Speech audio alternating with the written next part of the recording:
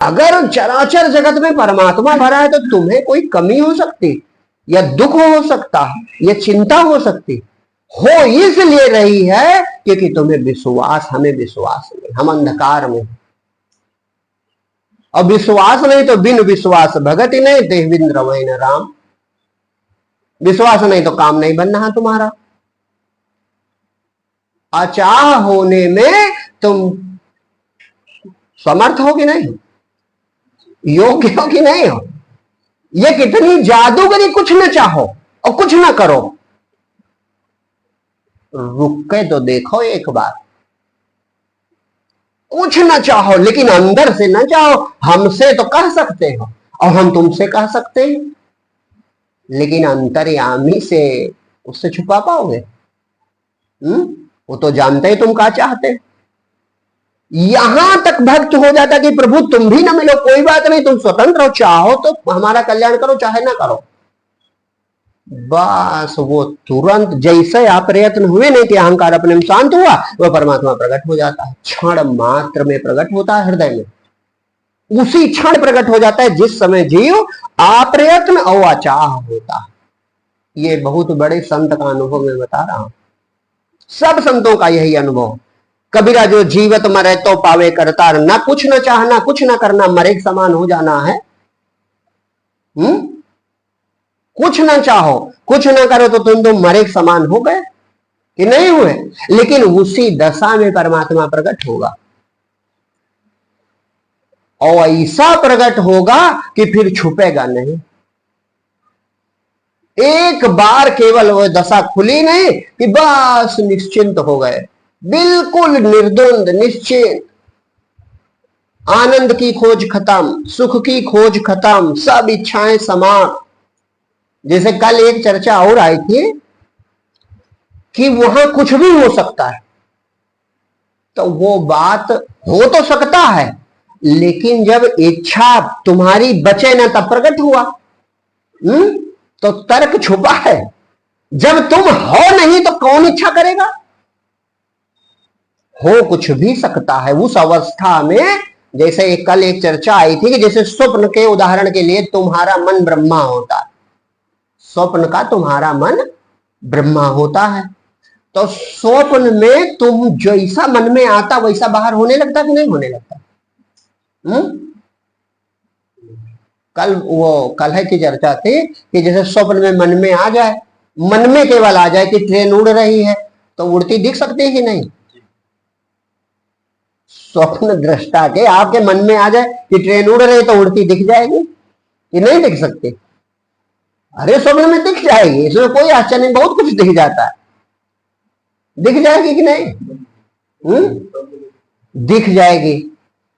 लेकिन स्वप्न में जो स्वप्न पुरुष आप ही होगे, देखो आप कैसे टुकड़ों में बंटते हो, इस बात को समझो। ब्रह्म, इसीलिए उसे ब्रह्म कहा जाए। ब्रह्मा ने जो वर्धनशील हो, जो एको हम बहुत श्याम क्षण में कर लेता। अब आपके दो टुकड़े हैं, दो नहीं असंख्य टुकड़े।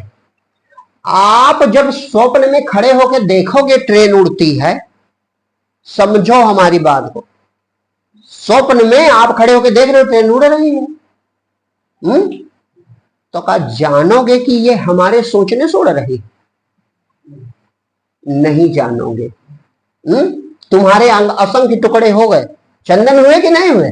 अब उसमें जितने लोग हैं, जितने पशु पक्षी मनुष्य सब, अरे देखो ट्रेनें उड़ी जा रही, और ट्रेन के उड़ाने वाले तुम ही ब्रह्मा हो। लेकिन उस समय जब वो स्वप्न भ्रम है तो जान नहीं पाओगे। जान पाओगे तो कोई भ्रमित है ना हो, जान पाओगे? यही रहस्य वहां छुपा है कि जो वहां स्वप्न दृष्टा, जो शरीर वाला होता है उपदृष्टा, वो ये खेल नहीं जानता कि हमसे हो रहा। पूरा स्वप्न तुमसे होता है, तो पूरा स्वप्न तुमसे होता तुम जानते हो। विद्या आती है कि हम मन हमारा ट्रेन कैसे बन जाए, और ट्रेन में बैठी सवारी कैसे बन जाए। आती है विद्या। कोई कला आती है कि हम धरती बन जाए और रात में बन जाते हैं। कोई कला आती है हम सागर समुद्र बन जाए, रात में बन जाते हैं। कोई विद्या जानते हो हम बस बन जाए, ट्रक बन जाए, पशु पक्षी मनुष्य बन जाए, अनंत रूप रख ले। कला आती है और हो तो जाता है रोज। हो जाता कि नहीं हो जाता? तो यहां ये बात छुपी कि जिसके द्वारा, तुम्हारे ही द्वारा जहां जिस अवस्था से हो रहा है उसको तुम भूले हो। भूले हो कि नहीं भूले हो? और जैसे जगह नींद खुली तो कहा अरे हम अकेले, हमारे भ्रम था। तब कहा हमारा भ्रम था। कहा कि नहीं कहा? तो जब कहा भ्रम था, अब तुम वो चीजें करोगे। अरे मिठा कहा करें झूठी चीज। जागे की रस खत्म, स्वप्न में रस था। स्वप्न में सुख दुख दोनों होते हैं, स्वप्न में नहीं होते। सुख भी मिलता है, दुख भी मिलता है, रोने भी लगते हैं, हंसे, और जाग गए। अब जागने के बाद जब सचमुच तुम ब्रह्मा हुए, सचमुच उसके मालिक हुए, तो अब चाहोगे? अरे झूठी चीज का चाहे। बस इसी तरह ये ज्ञान की दशा है। जब ये जीवात्मा परमात्मा में पहुंच जाता है तो कोई इच्छा नहीं करता। जैसे कोई प्रश्न करे कि जब इनमें ये सामर्थ्य है तो ये चाहें, तो वो अलग से होते ही नहीं, अकेला परमात्मा है केवल। भाई एक समुद्र है तो लहर कोई भी शांत हो तो समुद्र हो गई, अब अलग से कहां बची? लेकिन उस अवस्था में संत जनों ने ये जाना कि वहां जैसे स्वप्न में जितनी गतियां हैं, अब इस बात को खूब अच्छे से अगर समझो, सब लोग खूब पढ़े लिखे विद्वान हो, स्वप्न में राजन जितनी गतियां हैं उनको तुम्हें करने की जरूरत है कि स्वाभाविक हो रही? इच्छा से, मात्र इच्छा से हो रहे कि नहीं हो रहे? इसी तरह जो तत्व ज्ञानी संत महापुरुष होते हैं, वे जब आत्मा में स्थित हो जाते हैं तो वो जान जाते हैं कि इच्छा से ये सब हो रहा, ये सब। लेकिन चूंकि वो अहंकार उनका अलग होता नहीं, तो एक शब्द जोड़ते हैं, भगवत इच्छा से हो रहा। क्या कहते हैं? ये सब भगवत इच्छा से भैया हो रहा, करवर कोई नहीं रहा। स्वप्न में कोई कर रहा, आप बताओ? इसी तरह यहां भी नहीं कर रहा। लेकिन ये बहुत बड़ा सिद्धांत है, जो जागे हैं वे जानते हैं, जो सो रहा है तो सर के भल सपने में आके गुरुजी खड़े हो जाएं, कल भी हमने कहा, और सिद्ध कर पाएंगे कि भैया जिस बस पे बैठे हो ये बस तुम ही हो। गुरुजी हमें ज्ञान दे कि जिस बस में बैठे जा रहे ये बस तुम ही हो, जागो तो, ये धरती, ये आकाश, ये सृष्टि तुम हो। तो सिद्ध कर पाएंगे? कोई उपाय नहीं। एक ही उपाय है, जाग जाए तो जान जाए, और जागेगा तो बचेगा नहीं। एक और जादू है। इसी तरह जेहि जाने जग जाए हेराई, जागे जथा स्वप्न भ्रम जाए। तो ज्ञानवान की दृष्टि में यह जगत नहीं बचता, अज्ञानियों की दृष्टि में बचा रहता है। तो यही जगत संतों के लिए परमात्मा हो जाता है, यही जगत। और हम सबके लिए ये संसार है। आत्मबोध होते ही परमात्मा हो जाएगा, बस सब इच्छाएं खत्म, सब वासनाएं खत्म, सारे दुख खत्म, सारी पीड़ा खत्म, और हृदय में परमानंद, हर समय परमानंद, जिसकी कोई सीमा नहीं। वो आनंद सिंधु में केवल डूबता है, बाकी वो कुछ करते नहीं, ना कोई इच्छा करे, ना कोई कामना करे, ना कोई वासना, कुछ नहीं बचा, वह प्रभु में डूबना बचा। अब जितना शेष जीवन बचा वो बस अपने प्रभु में डूबता रहता है, गलता रहता, गल ही जाता है पूरे तरीके से। भक्त पूरी तरह प्रभु में शांत रहता है और परमानंद में मगन रहता है, और इच्छा तो कोई नहीं बचती, लेकिन फिर भी वो अनुभव करता है उसी छोटे बच्चे की तरह कि प्रभु हमारा पालन पोषण दुलार प्यार कर रहे हैं, प्रभु हमारा जीवन पूरा खुद ही चला रहे हैं, ये उसे अनुभव रहता। कोई पागल तो हो नहीं जाता, पागल नहीं हो जाता, वो जानता सब है, लेकिन इधर का कुछ चाहता नहीं, क्योंकि वो जानता है जैसे इच्छा करेंगे, जैसे ही हम इच्छा करेंगे, जैसे ही मेरा अहंकार बनेगा, बस ये माया इतनी बलवती है, मैं फंस जाऊंगा। शिव बिरंच कहूं मोह को है बपुरा।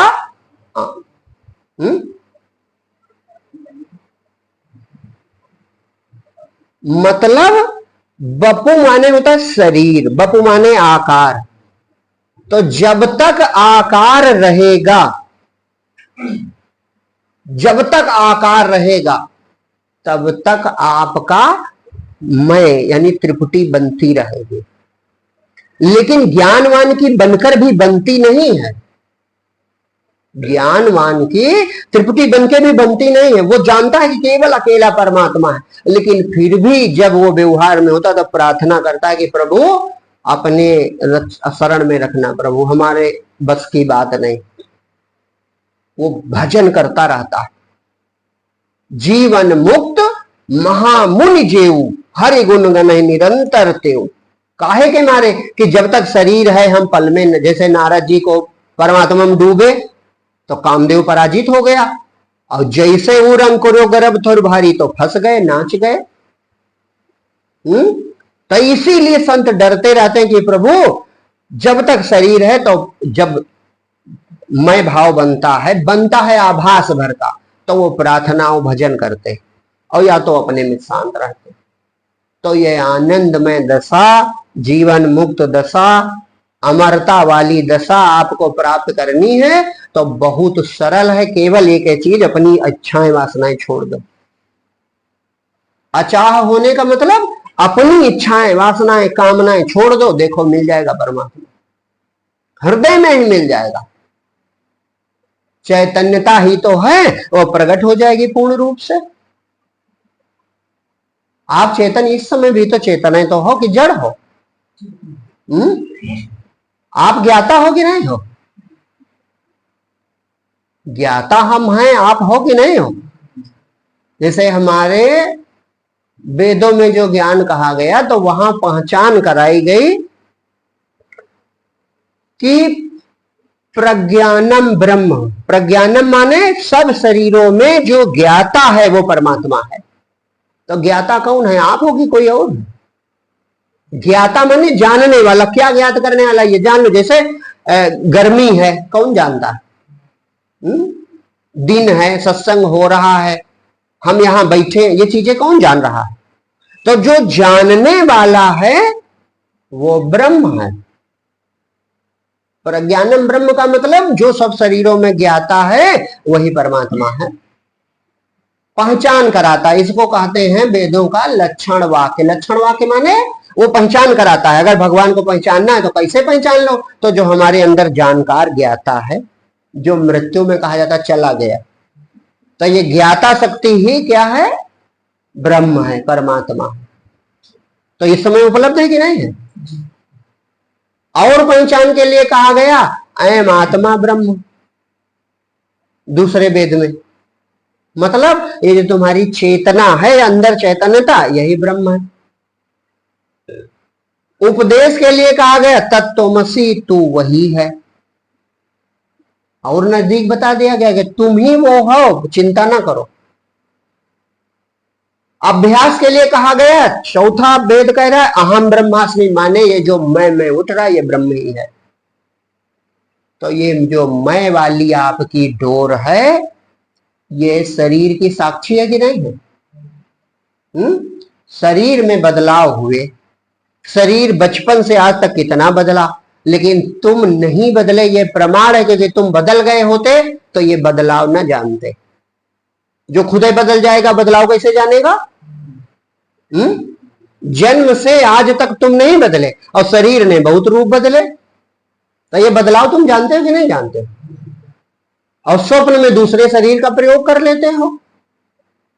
ये शरीर, ये संसार नहीं होता, दूसरे शरीर और संसार का प्रयोग कर लेते हो, लेकिन तुम वहां भी होते हो कि नहीं होते? और घन सुषुप्ति में माने गहरी निद्रा में, यही संतों ने खूब समझाया इस बात को। जब खूब गहरी निद्रा होती, केवल इतनी बात समझो, ये आपका अनुभव, इसीलिए संत उदाहरण देते, केवल मैं नहीं दे रहा हूं, ये सब ग्रंथों में लिखा, जो वेदांत के ग्रंथ हैं उनमें सब में ये बात आई है। जब सुषुप्ति माने गहरी नींद होती तो का छूट जाता है तुम्हारा, पूरा संसार छूट जाता है कि नहीं छूट जाता? शरीर का भी होश नहीं है, विचार भी नहीं है, अहंकार भी, यहां तक कि बुद्धि भी नहीं।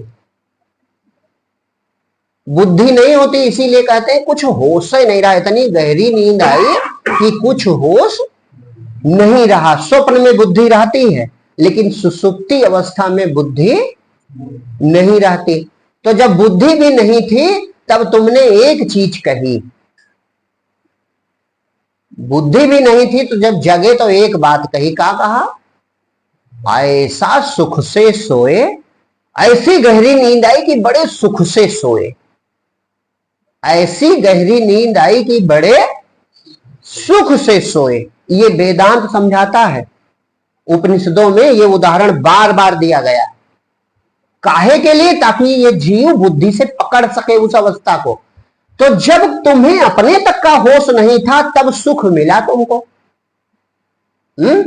इसीलिए तो लिखा गया है कि चेतन अमल सहज सुख राशि, ये जीव की पहचान है। चेतन माने ज्ञानी है, वो सब जानता है। अमल माने वो ये विकार मल रहित है, ये मल छूटा तब तो सुख रूप हो गया। भाई गहरी निद्रा में क्या था? यद्यपि वो घोर तमोगुणी अवस्था है, लेकिन फिर भी कोई विचार नहीं था, शरीर है हम ये भी नहीं, होश था, अपना होश ही नहीं था। तो जब होश खोया तो चैन पाया। और जब होश संभाला तो बेचैन हो गए। है अद्भुत बात की नहीं?